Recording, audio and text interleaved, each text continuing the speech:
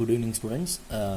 இன்றைக்கி morning actually வந்து நம்ம கிர்ச்சாஃப்ஸோடைய செகண்ட் ரூல் பார்த்தோம். செகண்ட் ரூல் வந்து வோல்டேஜ் ரூல் அல்லது லூப் ரூல் அப்படின்னு நம்ம டிஸ்கஸ் பண்ணோம். இப்போ நம்ம டிஸ்கஸ் பண்ணக்கூடிய டாபிக் வந்து வீட்ஸ்டோன் பிரிட்ஜ் அப்படின்ற ஒரு இம்பார்ட்டண்டான 5 மார்க் கொஸ்டின். சரி, இந்த கொஸ்டினை வேறு எந்த மாதிரியான ஃபார்மேட்டில் கேட்பாங்க அப்படின்னா அப்ளிகேஷன்ஸ் ஆஃப் கிர்ச்சாஃப் ரூல் அப்படின்னு கேட்பாங்க. ஓகேவா, கிர்ச்சாஃப் ரூலோடைய அப்ளிகேஷன் எது அப்படின்னு கேட்டாங்கன்னா அதுவும் வீட்ஸ்டோன் பிரிட்ஜ் தான், அல்லது டைரெக்டாக எக்ஸ்பிளைன் த வீட்ஸ்டோன் பிரிட்ஜ்னு இந்த கொஸ்டின் கேட்கலாம். ரைட்டா, இந்த கொஸ்டினை பொறுத்தவரையிலும் ரொம்ப ஈஸி தான். டயக்ராம் வச்சு நம்ம வேர்டிங்கெலாம் எழுதிக்கலாம். ஓகேவா, இங்கே பாருங்கள், ஃபஸ்ட்டு வந்து this is a PQRS R the resistance. Okay, இது நாலுமே ரெசிஸ்டன்ஸ் தான். இதை வந்து நம்ம என்ன பண்ணியிருக்கோம் அப்படின்னா இங்கேருந்து ஏலேருந்து எடுத்து பிக்கு போயிடுச்சு, அடுத்து வந்து Q இங்கே வந்துருச்சு, அதுக்கப்புறம் இங்கே ஒரு S, அதுக்கப்புறம் D, அதுக்கப்புறம் R. இந்த மாதிரி ஃபஸ்ட்டு இந்த நெட்வொர்க் ஃபார்ம் பண்ணிக்கிறோம். ஓகேவா, அதான் first point. Let us consider 4 resistance P, Q, R and S are connected to form a network. ஒரு நெட்வொர்க்கை ஃபார்ம் பண்ணிட்டோம். அடுத்து என்ன பண்ணுறோம், galvanometer G is connected between the B and D. So இதில் வந்து எண்டு பாருங்கள், இது A, இது B, இது வந்து C, இது தென் இது D. அப்போ இந்த galvanometer G is connected in between the B and D. இந்த B அண்ட் D இடையில கால்வனாமீட்டரை கனெக்ட் பண்ணியாச்சு. Okay, right. அடுத்து battery is connected in between the A and C. ஏக்கும் சிக்கும் இடையில பேட்டரி வந்து இங்கே கனெக்ட் பண்ணியிருக்கோம். This is a battery. So battery is connected in between A and C. Next இந்த current through the galvanometer. So இந்த கால்வனாமீட்டரில் ஃப்ளோ ஆகிற இந்த கரண்ட்டுக்கு என்ன பேர் அப்படின்னா IG. ஓகே, இந்த current through the galvanometer is IG. அவ்வளோதான் விஷயம். ஸோ இந்த டயக்ராமில் இருக்கிறத இங்கே தான் எக்ஸ்பிளைன் பண்ணியிருக்கேன். ஓகேவா, ஒன் செகண்ட் எக்ஸ்பிளைன் பண்ணலாம், லிசன் பண்ணிங்க. Let us consider the 4 resistance P, Q, R, S are connected to form a network. G is a galvanometer is connected in between the B and D, and then battery is connected in between the A and C. A க்கும் C க்கு இடையில battery is connect பண்ணிருக்கோம். So now the current through the galvanometer is IG. Okay, now applying the Kirchhoff's current rule to the junction B. Okay, junction B க்கு Kirchhoff உடைய current rule apply பண்றோம். So what is called the current rule? Current rule is nothing but Kirchhoff உடைய first rule. So first rule என்ன சொல்றோம், அந்த junction நோக்கி வர இந்த junction, இந்த current towards the junction is taken as a positive, away from the junction is taken as a negative. So அப்ப இந்த B ன்ற இந்த junction நோக்கி வர current I1 பாசிட்டிவ்ல இருக்கும். இந்த ஜங்ஷனை விட்டு வெளியே போகிறது வந்து இது வந்து I3. ஸோ இது வந்து ஜங்ஷனை விட்டு வெளியே போகிறதுனால -I3. அதே மாதிரி ஜங்ஷனை விட்டு வெளியே போகிறது இன்னொன்று வந்து IG. அப்போ -IG that is equal to 0. ஏன்னா இதான கிர்ச்சாஃபோடைய கரண்ட் ரூல் நம்ம படித்தோம். ஓகேவா, 2 வீடியோஸ்க்கு பிஃபோரில் இதை டிஸ்கஸ் பண்ணியிருப்போம். கிர்ச்சாஃபோடைய current rule or first rule என்ன சொல்கிறோம் அப்படின்னா junction the current towards the junction is taken as a positive, away from the junction is taken as a negative. So here I1 is towards the junction, so it is a positive minus IG because the galvanometer current IG away from the junction B, so it is a minus IG, and then minus I3 and the current I3 away from the junction B. So அதனால வந்து that is equal to 0 அப்படின்னு நம்ம போட்டிருக்கோம். Okay, புரிஞ்சா? இது வரலாம் எல்லாத்துக்கும் okay தானே? நெக்ஸ்ட் என்ன பண்ணுறோம் அப்படின்னா அதே மாதிரி இன்னொரு இது அப்ளை பண்ண போகிறோம். என்னென்னா அப்ளைங் இந்த Kirchhoff current rule to the junction D. இந்த ஜங்ஷன் D இருக்கு இல்லையா, அதுக்கு வந்து கிர்ச்சாஃபோடைய கரண்ட் ரூலில் ஃபர்தராக அப்ளை பண்ண போகிறோம். அப்ளையிங், லிசன் பண்ணிக்கோங்க, அப்ளையிங் கிர்ச்சாஃபோடைய கரண்ட் ரூல் டு ஜங்ஷன் இது ஜங்ஷன் டிக்கு. ஓகேவா, applying the Kirchhoff current rule to junction டிக்கு. அப்போ டியை நோக்கி வர கரண்ட்டுக்கு வந்து நம்ம என்ன பண்ணணும் அப்படின்னா டேக்கன் எஸ் பாசிட்டிவாக எடுத்துக்கணும். அதே மாதிரி டியை விட்டு வெளியே போகிறத வந்து டேக்கன் எஸ் நெகட்டிவாக எடுத்துக்கணும். ஸோ பாருங்கள், டியை நோக்கி வர்றது வந்து I2. ஸோ அப்போ it is a positive. Okay, அதே மாதிரி இந்த I4 வந்து away from the junction D. So அப்போ -I4. ஓகே, இந்த IG கால்வனாமீட்டர் கரண்ட் இருக்கு இல்லையா, அது வந்து என்ன பண்ணுது, இந்த டியை நோக்கி தானே இங்கேருந்து வருது. இந்த ஆரோ மார்க் இங்கே போட்டிருக்கேன், அப்போ இதை நோக்கி தான் வருது. ஸோ அப்போ வந்து இது வந்து plus IG. Okay, that is equal to 0. Okay, so புரியுதா நான் சொல்கிறது? So applying the Kirchhoff current rule that is a first rule to the junction D அப்படின்னா, ஸோ இந்த Dன்ற ஜங்ஷன் நோக்கி வர கரண்ட்டு எதெல்லாம் அதை நோக்கி வருதோ அதுக்கு பாசிட்டிவ். அப்போ I2 இது வந்து நோக்கி வரதுனால பாசிட்டிவ். I4 பாருங்கள், ஜங்ஷன் விட்டு வெளியில் போகுது, ஆரோ மார்க் அங்கிட்டு போட்டிருக்கேன். ஸோ அப்போ இட் இஸ் மைனஸ். ஆனால் IG பாருங்கள், இது நோக்கி வருது பாருங்கள், ஆரோ மார்க் அங்கே போட்டிருக்கு, டியை நோக்கி வரதுனால it is a positive. That is equal 0. Okay, இது ஒரு எல்லாத்துக்கும் ஓகே தானே? நவ் இப்போ என்ன பண்ணுறோம் அப்படின்னா கிர்ச்சாஃபோடைய வோல்டேஜ் ரூல் நம்ம காலையில் டிஸ்கஸ் பண்ணோம் இல்லையா, செகண்ட் ரூல். ஓகேவா, applying the Kirchhoff voltage rule to the loop ABDA. இந்த ஹாஃப், இந்த நெட்வொர்க்குடைய இந்த ஒரு ஹாஃப் லூப்புக்கு மட்டும் கிர்ச்சாஃபோடைய செகண்ட் ரூலை அப்ளை பண்ண போகிறோம். ஓகே, லிசன் பண்ணிக்கோங்க. அப்ளையிங் கிர்ச்சாஃபோடைய கரண்ட் இது வந்து voltage rule. Okay, voltage rule to the loop எது ABDA. நல்லா புரிஞ்சுக்கோங்க. Applying Kirchhoff voltage rule to the loop. Okay, to loop ABDA. So second rule என்ன சொல்லுது? வோல்டேஜ் ரூல்னா என்ன? So what is call the voltage rule? Voltage ரூல்னா என்னன்னா கரண்ட்டையும் ரெசிஸ்டன்ஸையும் மல்டிபிள் பண்ணி அதை வந்து நம்ம சம் பண்ணுவோம். சரி, எதெல்லாம் பாசிட்டிவ்ல எடுத்துக்குவோம், எதெல்லாம் நெகட்டிவ் எடுத்துக்குவோம் அப்படின்னா, so clock wise is taken as a positive, anti clock wise is taken as a negative. So here பாருங்க, லூப் இது ABDA. அப்போ இந்த வழியாக தான் நம்ம எடுத்துக்கணும். அப்போ ஏலேருந்து பிக்கு போகிற கரண்ட்டையும் ரெசிஸ்டன்ஸையும் ஃபஸ்ட்டு மல்டிபிள் பண்ணோம். அப்போ I1P. ஸோ அப்போ வந்து இது வந்து I1P. இது வந்து பாசிட்டிவாக தான் எடுத்துக்கணும். ஏன்னா லூப்போட டைரக்ஷனில் தான் இது போகுது. தட் மீன்ஸ் கிளாக் வைஸில் தான் போகுது. அப்போ I1P. ஓகே, அடுத்து என்ன போட போகிறோம்? அடுத்து பாருங்கள் IG. ஏன்னா இதுவும் கரண்ட்டு தான். ஸோ இதை வந்து இது இந்த கால்வாமீட்டரில் இருக்கக்கூடிய ரெசிஸ்டன்ஸ் இருக்கும். அதனால இதில் ஃப்ளோ ஆகிற கரண்ட்டையும் நம்ம இதை எடுத்துக்கணும். ஸோ அப்போ வந்து ப்ளஸ் IGG.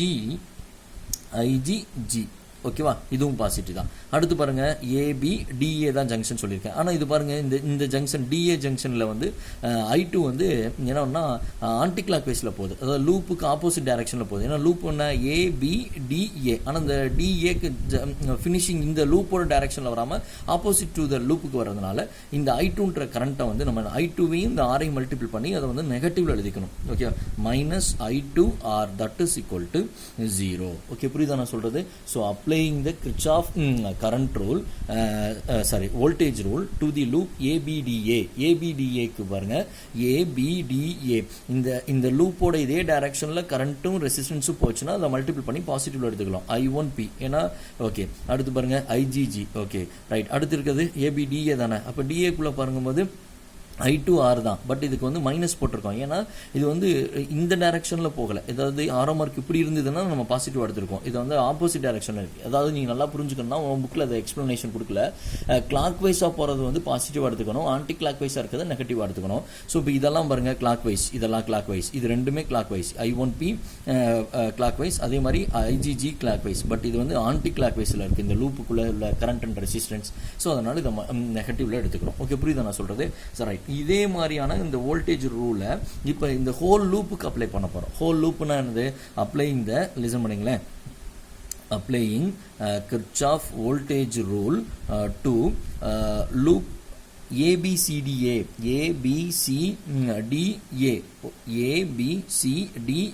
ஹோல் லூப்புக்கும் இந்த கிர்ச்சாஃபோடைய வோல்டேஜ் ரூலை வந்து நம்ம அப்ளை பண்ணுறோம். அப்போ என்ன வரும் பாருங்க, I1P. Okay, I1P. ஏன்னா அது இந்த லூப்பில் உள்ள AB டைரக்ஷனில் தான் இருக்குது. அதனால் அதை வந்து பாசிட்டிவ் எடுத்துக்கிறோம். நெக்ஸ்ட் என்ன இருக்குது பாருங்க, I3Q. ஓகே, அப்போ அதுவும் என்ன எடுத்துக்குவோம்? பாசிட்டிவ்ல எடுத்துக்குவோம். I3Q. ஓகேவா? ஏன்னா செகண்ட் ரூலில் என்ன சொல்லுது? ரெசிஸ்டன்ஸையும் கரண்ட்டையும் மல்டிபிள் பண்ணணும். ஓகேவா? மல்டிபிள் பண்ணி சம் பண்ணணும். ஓகே, அடுத்து வந்து I3Q கிடைச்சிருச்சு. அடுத்து பாருங்க I4S. பட் இது வந்து ஆப்போசிட் டைரக்ஷனில் போகுது பாருங்க, ஆன்டி கிளாக் வைஸில் இருக்குது.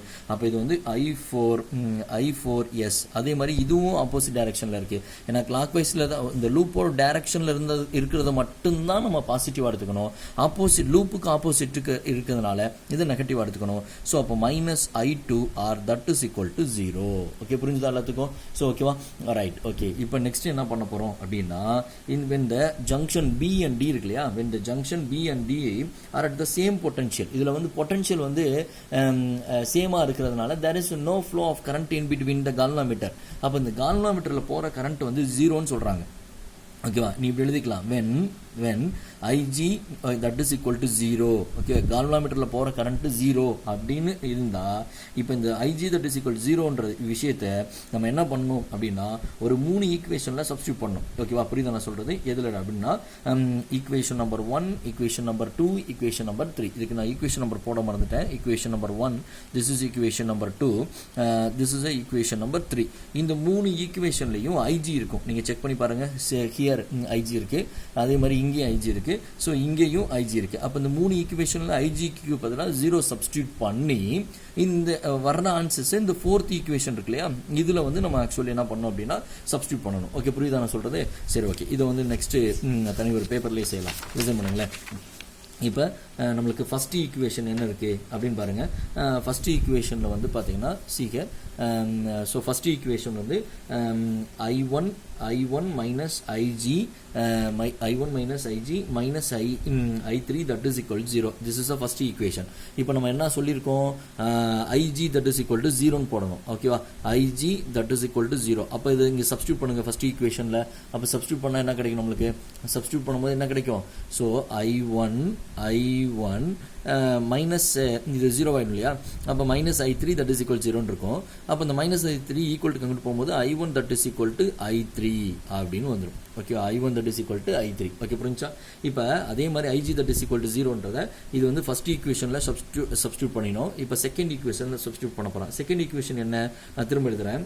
I2 minus I4 plus IG that is equal to 0. இதான் செகண்ட் ஈக்குவேஷன். இப்போ இந்த ஐஜிக்கு பதிலாக இந்த IG இருக்கு இல்லையா, இதுக்கு பதிலாக நீங்கள் வந்து 0 சப்ஸ்டியூட் பண்ணணும். அப்போ என்ன வரும், I2 minus I4 that is equal to 0 தான் இருக்கும். ஏன்னா 0 ஆயிடுச்சுன்னா நோ ப்ராப்ளம்.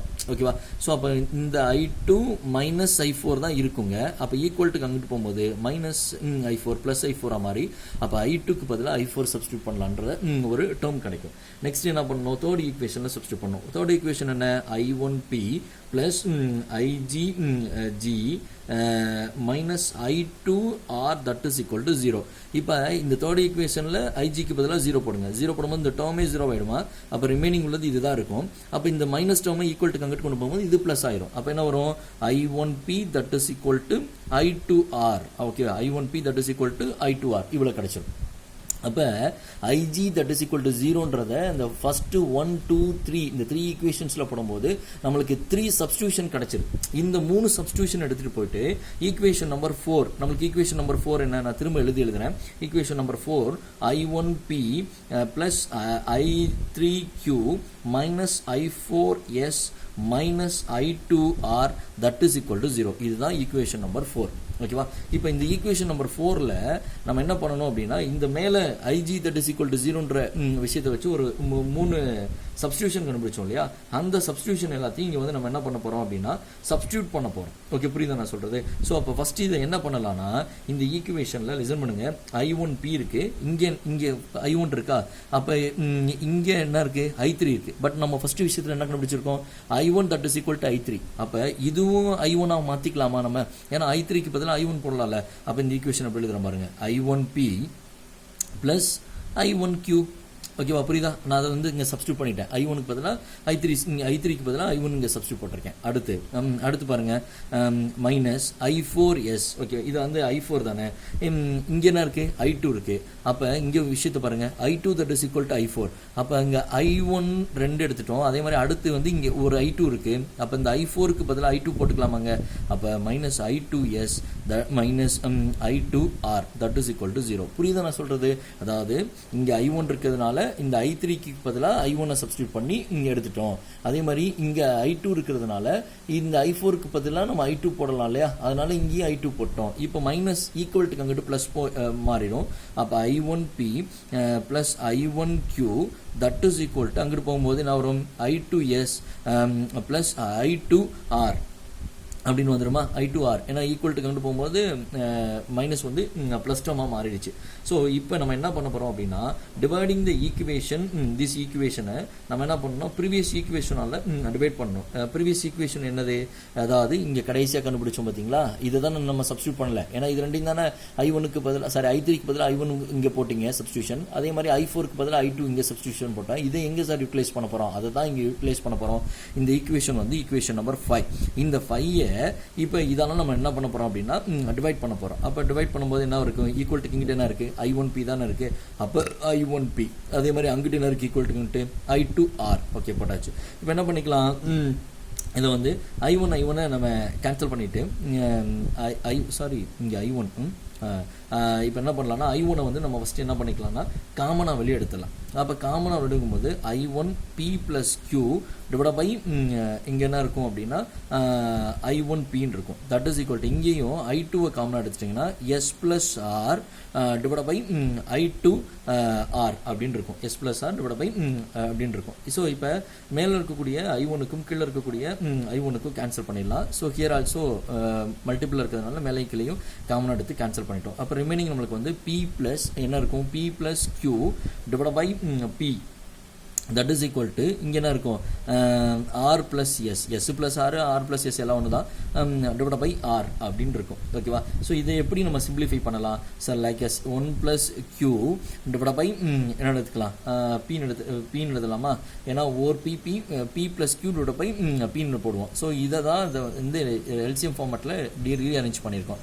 ஸோ இதே மாதிரி எழுதும்போது 1 + S டிவைட் பை Rன்னு எழுதுவோம். ஏன்னா இதை மல்டிபிள் பண்ணி பாருங்கள், or R + S divide by R. Okay, இதை தான் இப்படி இருக்கும். ஸோ இப்போ இந்த ஒன்றுக்கும் இந்த ஒன்றுக்கு கேன்சல் பண்ணிடுவோம். ரிமைனிங் என்ன இருக்கும் அப்படின்னா Q by P that is equal to S by R அப்படின்னு இருக்கும். ஸோ இதை இன்னும் கொஞ்சம் நம்ம என்ன பண்ணுறோம் அப்படின்னா இப்போ ரெண்டு சைடுமே ரெசிப்ரோக்கல் பண்ணிடுறோம். அதாவது எப்படி எழுதுறோம் அப்படின்னா லிசன் பண்ணிக்கோங்க. P இந்த P மேலே கொண்டு போய் கீழே கொண்டு வரணும், P பை Q. அதே மாதிரி இதை கொண்டு போயிடுங்க மேலே R by S. ஓகேவா? அப்போ இதுதான் விஷயம். ஓகேவா?